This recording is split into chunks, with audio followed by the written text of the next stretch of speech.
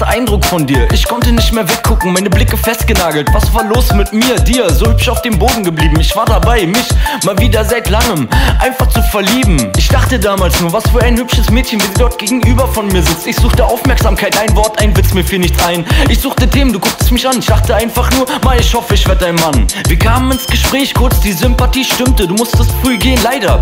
Ich verstummte, keine Gelegenheit, die Nummern weiter auszutauschen. Wäre es jetzt besser, sie abzufangen, nochmal zu fragen, so aufdringlich, was würde sie sagen? Du warst weg, für mich Party ging weiter, doch der Sonnenschein war weg, bitter statt heiter. Es ging noch lange im Gedanken, bei dir irgendwie komisch, für mich sowas einfach viel zu ewig her. Ich wollte mehr über dich wissen, eine so hübsch interessante Frau mit beiden Beinen im Leben, selbstständig, kein Alkohol, ein Traum, also Nummer bekommen, über 10 Ecken, wollte mehr über dich wissen, ich wollte dich sehen, vielleicht reden, vielleicht küssen, keine Ahnung, ich wollte nicht so aufdringlich wirken, ich rief dich an, deine Stimme war so zart wie Apfelbaumblüten. Ich dachte nur, das kann doch alles nicht sein, hoffentlich sagt sie ja, ja.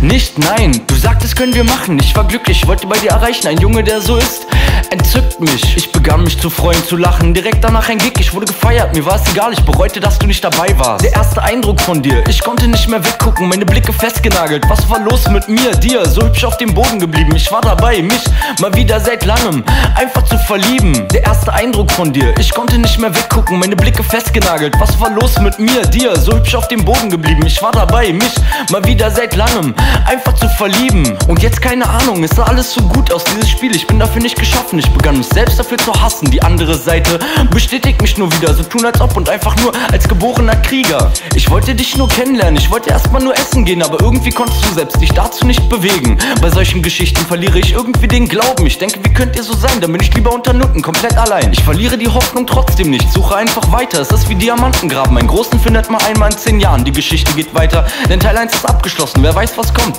nichts mehr ausgeschlossen. Dieses ewige Spiel, interessant machen oder auch nicht, ist für'n Arsch, doch ändern tut sich wahrscheinlich sowieso überhaupt nichts. Es geht noch weiter, sie fragte mal wieder, eigentlich schon abgeschlossen, doch im Hinterkopf, na okay, dann doch. Desto mehr man auf euch scheißt, umso interessanter wird man. Das soll mal einer verstehen. Und dann von vorn, mein Gott, das ist doch nervig, anstrengend und im Aufbau, schon im Aufbau, lange verloren. Ich hab darauf keinen Bock, falscher Typ anscheinend. Es ist nervig, bis heute immer noch nichts wirklich verneint. Ich darf das nicht so ernst nehmen, dann soll es halt so sein. Scheiß drauf, dann lieber doch einfach mal allein. Der erste Eindruck von dir, ich konnte nicht mehr weggucken, meine Blicke festgenagelt. Was war los mit mir, dir, so hübsch auf dem Boden geblieben? Ich war dabei, mich mal wieder seit langem einfach zu verlieben. Der erste Eindruck von dir, ich konnte nicht mehr weggucken, meine Blicke festgenagelt. Was war los mit mir, dir, so hübsch auf dem Boden geblieben? Ich war dabei, mich mal wieder seit langem einfach zu verlieben.